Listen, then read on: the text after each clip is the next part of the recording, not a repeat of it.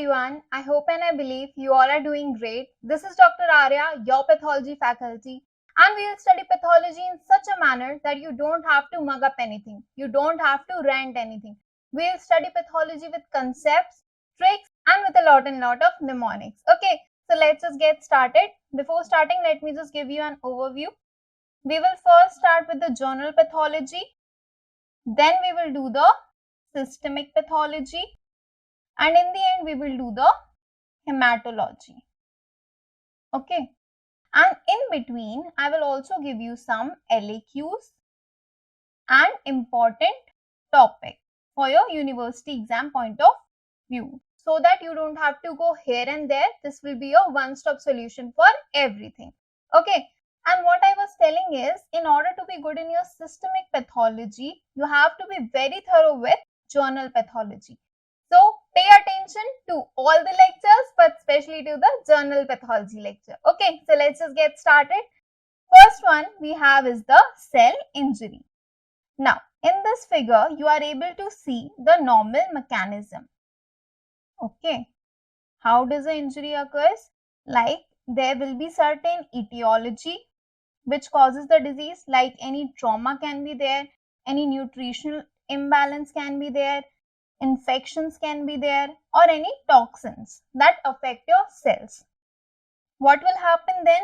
Then the cell will follow the pathogenesis. What it will do? It will do some structural changes and biochemical changes. Now, lastly, what will happen is you will get the clinical manifestations such as signs and symptoms of the disease. Okay, so this was the normal. What is the most common cause of cell injury we have? We have hypoxia. Hypoxia is the most common cause of cell injury. Okay. And what is ischemia? Ischemia means loss of blood supply. And guys, if there is a loss of blood supply to that area, what will happen to the tissues of that area? The tissues of that area will die. Have I made this much clear? Okay. Other causes we have are the toxins, infections, and immunological reactions. Okay. What are the most sensitive cells? If I talk about the most sensitive cells to hypoxia, then you have your brain, you have your central nervous system, and you have your neurons. And if I say what are the most resistant cells, then you will say the resistant cells are your fibroblasts. Okay, this much is clear to you all. Now, let me just give you the mechanism.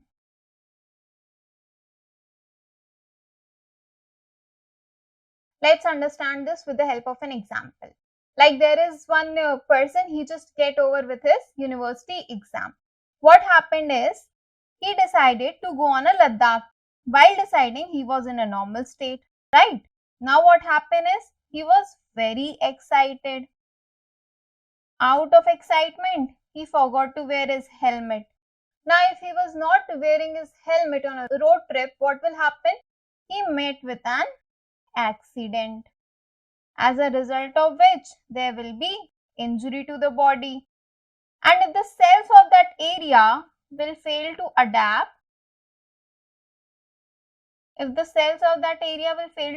what will happen? There will be first reversible cell injury, and if the injury is severe and if it continues, then it will cause irreversible cell injury. And irreversible cell injury will finally lead to the cell death, that is necrosis and apoptosis. We'll study about them also in details. Okay. Now, let's understand about the reversible cell injury. See this figure? What I'm trying to show is, this is your normal cell. Okay, injury has occurred, a reversible injury has occurred. Now, in reversible cell injury, you will be able to see that there will be swelling of endoplasmic reticulum and mitochondria, myelin figures, and membrane breadth. These are the structures that you will be able to see. If the cell injury is continuous, then it will cause necrosis. And guys, one more thing I want to tell you is that when the reversible cell injury is occurring, there will be decrease in the ATP production. There is decrease in the ATP production, and three mechanisms will happen. First one is the failure of sodium and potassium pump. Second is your anaerobic glycolysis. And third one is your decrease in protein synthesis. Okay. Now, what will happen if there is a failure of sodium and potassium pump? We all know our very famous mnemonic of Nokia, right? What is Nokia? Nokia means sodium is outside and potassium is inside. Okay. Now, what will happen when there will be a failure? I'll show you with the help of an diagram. Although my drawing is not that much good, but still bear with me. Like this side we will draw the normal and this side we will do the cell injury one. Okay. Normally what was happening? Normally 2 potassium is inside and 3 molecules of sodium are outside. If the cell injury occurs, what will happen? There will be 3 molecules of sodium that will be inside and 2 molecules of potassium will be outside, as a result of which there will be lot of water that will get accumulated and it will form the water influx. Okay, it will form the water influx. Now let me just explain you with an example. Like when we were kids, what we used to do? We used to take some raisins in our hand and we used to put it in the water and soak it overnight. When we used to get up in the morning, we used to see that the raisins are swelled up. Similarly here, when the sodium molecules are inside, what will happen? The cell will start to swell. Okay, the cell will swell and you are able to see cellular swelling. And what are the other things you are able to see? You are able to see the membrane, blephs and myelin figures. See this diagram. If you are able to see, myelin figures are the concentric lamination. Okay, what is concentric lamination means? Concentric laminations means circular lamination. Okay. Next thing you have is your anaerobic glycolysis. Now, what happens in the anaerobic glycolysis? In the anaerobic glycolysis, there is lactic acid and pyruvic acid formation. Okay. And the pH of it will decrease, as a result of which it will become acidic and nuclear chromatin clumping will be seen there. Next process that we have is the decrease in the protein synthesis. See, what is happening is there is decreased in the ribosome detachment, as a result of which there is decrease in the protein synthesis. Okay, I guess this much is clear about the reversible cell injury. And if a question will come as a short note, you have to write this much and draw a diagram. This will be sufficient. Okay. Next thing we have is the irreversible cell injury. In irreversible cell injury, remember the 2 M's. I'll tell you what. What are the 2 M's? We have, there will be severe membrane damage and there is severe mitochondrial damage. Now, what is happening in the membrane damage? In membrane damage, there is calcium influx, as a result of which there is activation of enzymes. And in mitochondrial damage, there will be amorphous, flocculent densities. Okay. Remember just the two M's, that is severe membrane damage and severe mitochondrial damage. Okay. Now, this figure, what I want to show is the effect and the duration of the injury. See, if the cell functions are decreasing, there will be reversible cell injury. And if the cell death is occurs, there will be irreversible cell injury. Okay, just remember two things. Rest you don't need to pay much attention. In the irreversible cell injury, I want to show you certain changes that are your nuclear changes mainly. That are basically your nuclear changes. Now, what are the nuclear changes you have? You first have your pycnosis.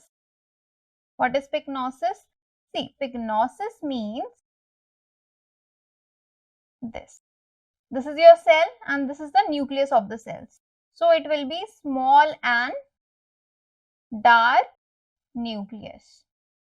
Next process that will occur is your karyohexis. What is karyohexis?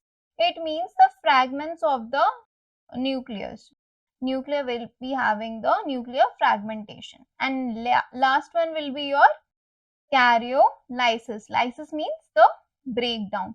So, the nucleus will dissolve. Nucleus will dissolve. Okay. Have I made this much clear? This was about the reversible cell injury and irreversible cell injury. Next, moving on to is a very important topic from your university exam point of view. That is your necrosis. And trust me guys, either a LAQ will come or a short note question will come. So, you have to pay attention to necrosis and apoptosis. Either there will be a question of necrosis or apoptosis, they will give you for a short note, or they can give you a question in which you have to compare necrosis and apoptosis. Okay. Now, necrosis is basically a pathological cell death where there will be inflammation will be present. Remember this thing, it is a pathological cell death and there is inflammation present.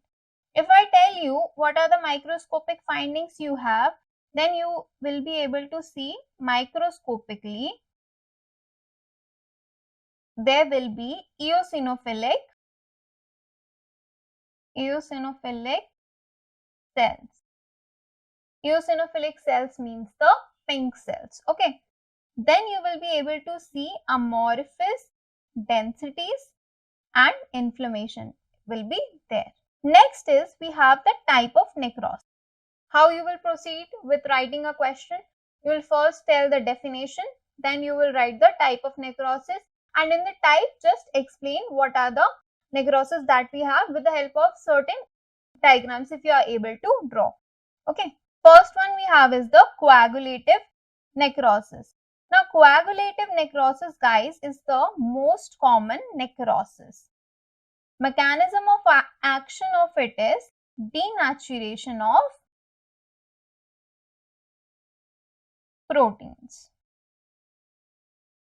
Organs involved, if I ask you which organ you are able to see here, the organs that are involved is your kidney, liver and heart. And heart is the most common organ involved. Okay, the tissue architecture here, is preserved. Now see this diagram guys, you will be able to see a wedge-shaped infarct. Okay, this is called as a wedge-shaped infarct. And here, if I draw a line like this side you will be able to see some ghost cells. Okay, that is called as the tombstone appearance. Have I made this much clear? Next we have is the liquefactive necrosis. Now liquefactive, liquid is wet and you will be able to see it in the wet gangrene as well. Okay, I'll tell you about the gangrene later, but just remember this much. Okay, liquefactive necrosis is also called as the coagulative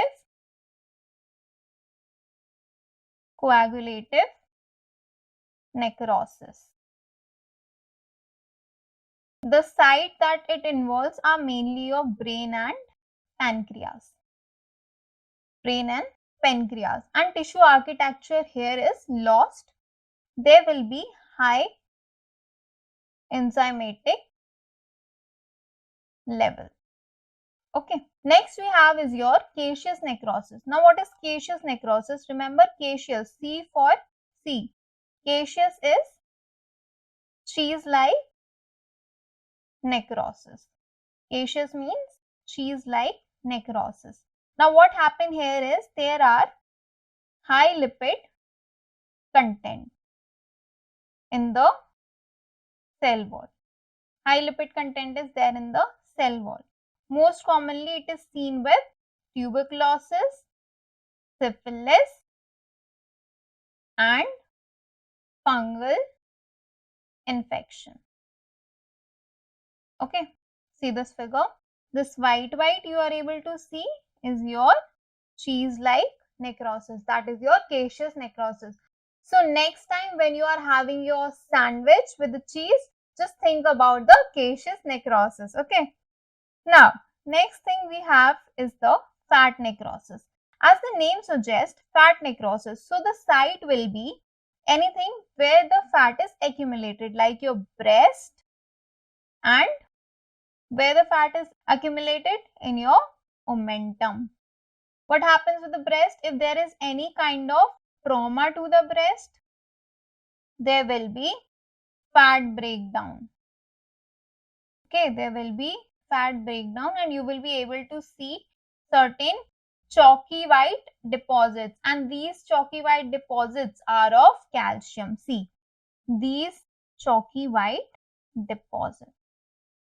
Okay, this was about the fat necrosis. Last thing we have is your fibrinoid necrosis. It is basically due to the antigen-antibody reaction. And if I talk about the examples, you have the polyarteritis nodosa and rheumatic heart disease, SLE, and malignant hypertension See, these are your RBCs in the blood vessels. This thing which you are able to see, a band-like projection, these are your fibrinoid necrosis. Okay, have I made this much clear? This was all about the necrosis. Let me just give you an overview. In necrosis, we have seen that necrosis is a pathological cell death. Inflammation is involved. Types of necrosis. First one we have is the coagulative necrosis, liquefactive necrosis, fibrous necrosis. Then you have the caseous necrosis. Then you have the fat-like necrosis. Okay, this was all about the necrosis. Let me just give you one thing also about the gangrene. Now, what is gangrene? Tell me, guys. What is gangrene? Gangrene is basically a foul-smelling black tissue. It's a foul-smelling black tissue. And the type, if I talk, is wet gangrene and dry gangrene. Wet gangrene is mainly seen with the liquefactive necrosis because liquid is wet, and dry gangrene is mainly seen with the coagulative necrosis. C and D goes together. Okay. Next thing we have is about the apoptosis. We have studied about the necrosis. Next thing we will study is about the apoptosis. Now in the apoptosis is basically a cell death where the cell activates enzymes that degrades the cell. There are two conditions basically in the apoptosis that you have is your physiological apoptosis and pathological. Now, what are the examples of physiological? In physiological, we have certain conditions. Like the first one is during the embryogenesis, we have certain loss of growth factors. Then is the turnover of proliferative tissues, an evolution of hormones and decline in the leukocytes number, and elimination of potentially harmful self-reactive lymphocytes. And in the pathological one, you have the DNA damage, accumulation of misfolded proteins, and infections. Okay. Now, I will tell you about the mechanism of apoptosis. Okay. See, there is a normal cell, normal. There is a normal cell. Now what will happen?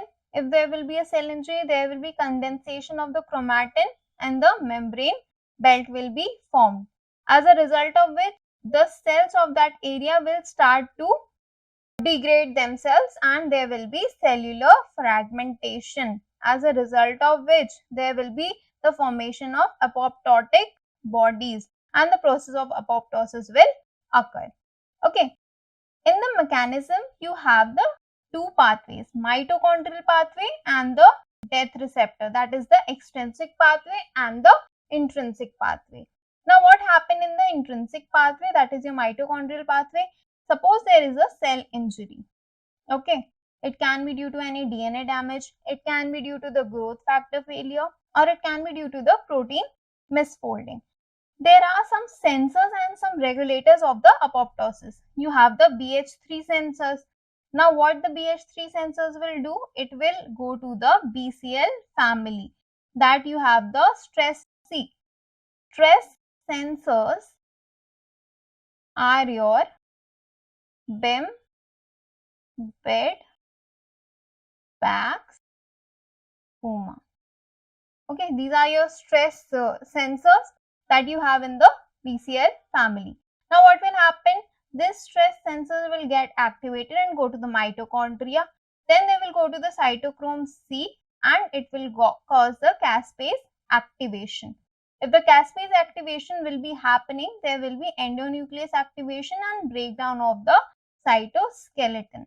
As a result of which, there will be formation of the apoptotic body and the apoptotic body will go to the phagocyte. Okay. And what happened in the extrinsic pathway? In extrinsic pathway, there are certain receptors and ligands that are present that will do the interaction with them, like the TNF receptors and the FAST receptors. Okay. This was all about the apoptosis and I have already told you that this will come as a short note in your university exams. Okay. Next thing you have is the, let's just solve one MCQ. Let me just give you an MCQ. Okay. Now tell me the myelin figures. The myelin figures are derived from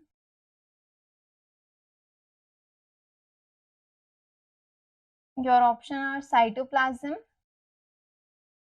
nucleus, or cell membrane. You have 10 seconds to think. The myelin figures are derived from and the answer of it is cell membrane. Okay. Let's move on to the second thing. Second thing we have is about the cell adaptation. And in the cell adaptation, we have certain things which we need to talk about. First thing we have is the hypertrophy. Now, let me just draw a diagram so that it will be easier for you. Suppose this is your normal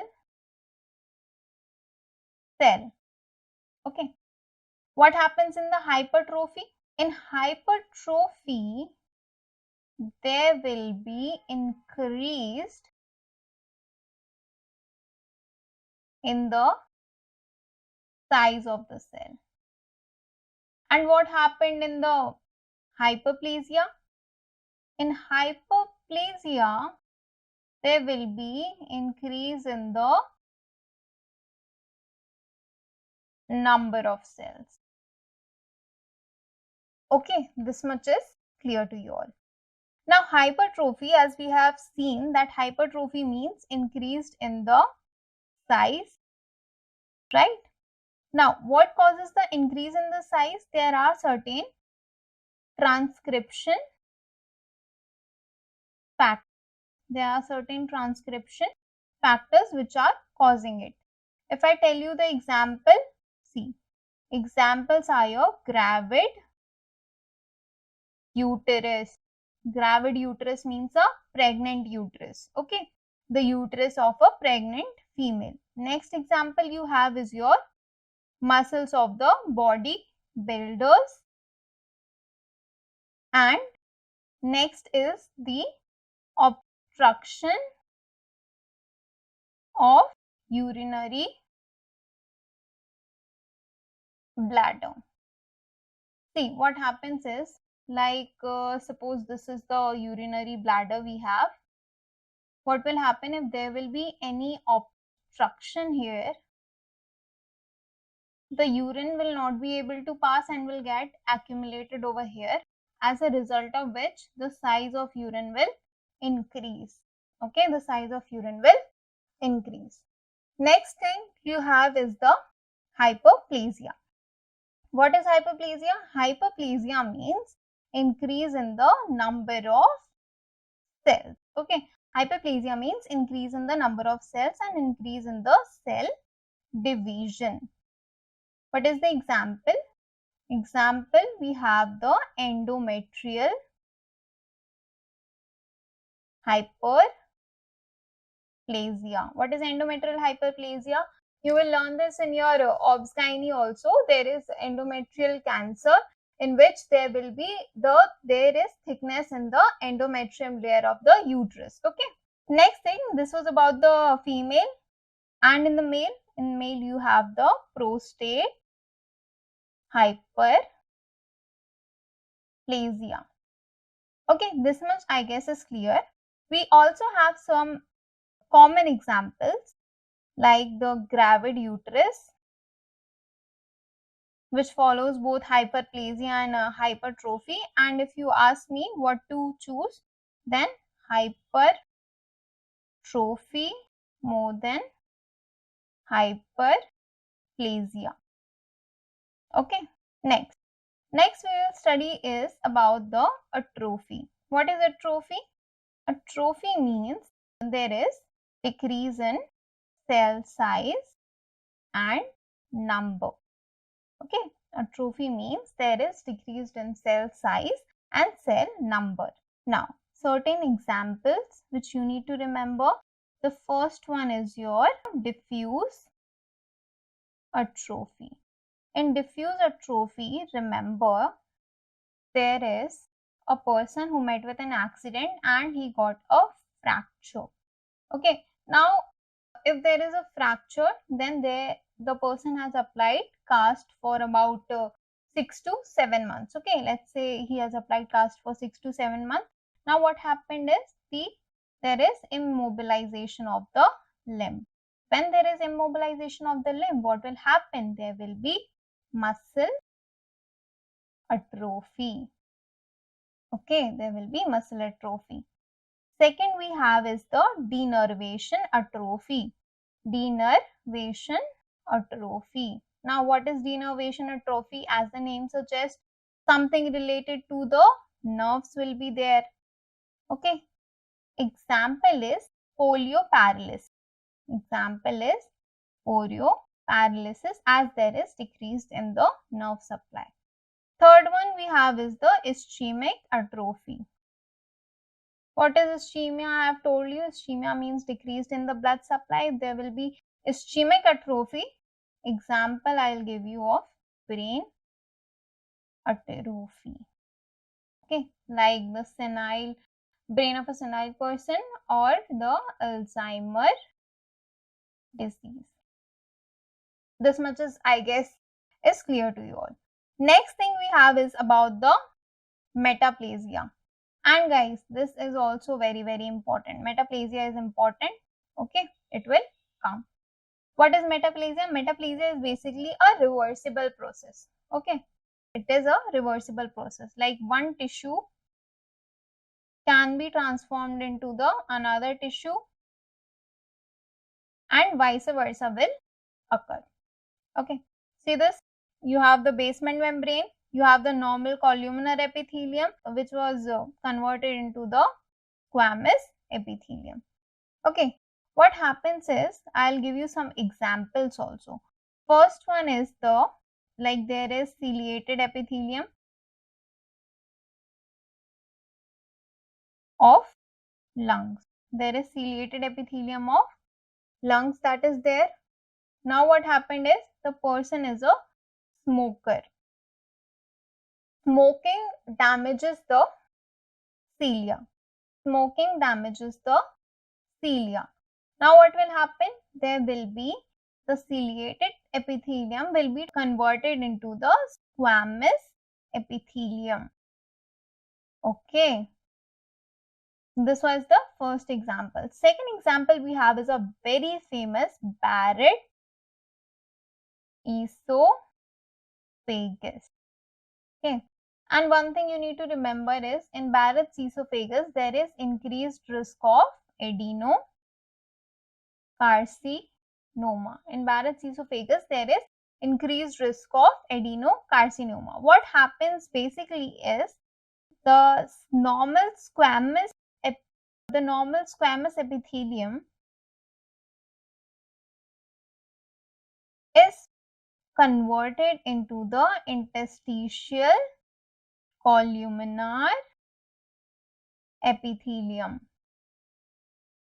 Okay, and you are able to see certain special cells. What are they? They are the goblet cells that you are able to see in the Barrett's esophagus. And we use a special stain. What is the name of that stain? We use the Aleutian blue stain. We use the Aleutian blue stain. B for Barrett's, B for blue. Okay, remember this much. This was about the metaplasia. Next thing that we have is the intracellular accumulation. Okay, in this mainly we are going to talk about the stains that we use. Now, see the figure. You have the normal cell. Some abnormal metabolism has occurred, as a result of which there is fatty liver. The fat is accumulated. And similarly, in others also, there is like protein mutation, protein misfolding and accumulation of abnormal protein. So, certain things are accumulated inside the cells. Okay. First thing we have is the glycogen. Okay. Now, what is glycogen? Glycogen is basically for glucose and for diabetes mellitus.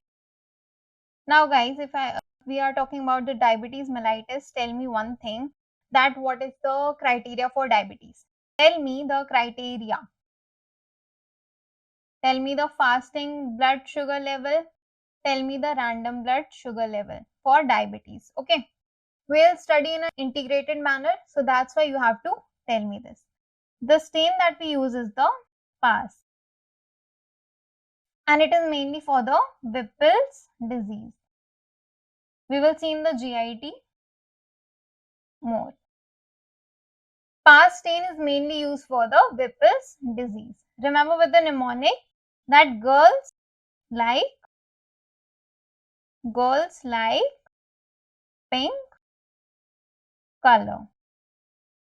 Okay, girls like pink color. So glycogen is sweet. Girls are sweet. So it means P for P, that is pink. Okay. Next stain we have is the lipofuscin. Lipofuscin is also called as the senile and brown atrophy. Senile and brown atrophy. What you are able to see? You will be able to see a telltale sign. See, these are your blood vessels. These are your blood vessels. Blood vessels. Blood vessels. See, what you are able to see? You are able to see some yellow deposits are there. So these are your lipids that are accumulated.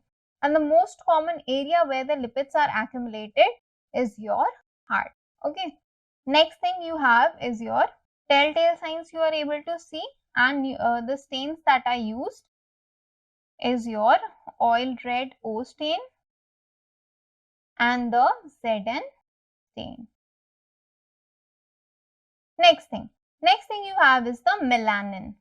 Now melanin is basically present in your skin.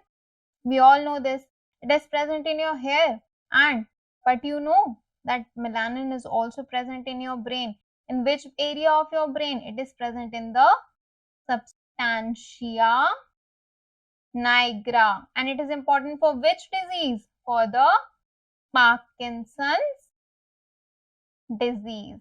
Okay, it is important for the Parkinson's disease. Now, for melanin, we have certain special stains. The stains for melanin, what are the stains we have? We have, first one is the Masson-Fontana stain. Second we have is the small blue stain.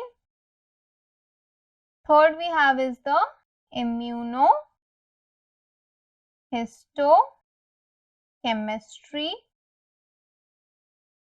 Last one we have is the enzyme histochemistry. Okay. Now the Masson-Fontana, what it do is, it is basically a silver stain, but it gives black color. Okay. Like if I tell you that this is the layer in which we have applied the stain. So the Masson-Fontana stain will give the color. Masson-Fontana will give the black color in the outer periphery. Second is the small stain. Small stain basically gives the blue-green color. Small stain basically gives the blue-green color, and immunohistochemistry gives the brown color. Okay. Next thing we have is the hemosiderin. Heme means iron. So it is something to do with the iron. For iron, we have a special stain, that is the pearls and Persian blue stain. Pearls and Persian blue stain. Okay. These are the stains that we used for the iron.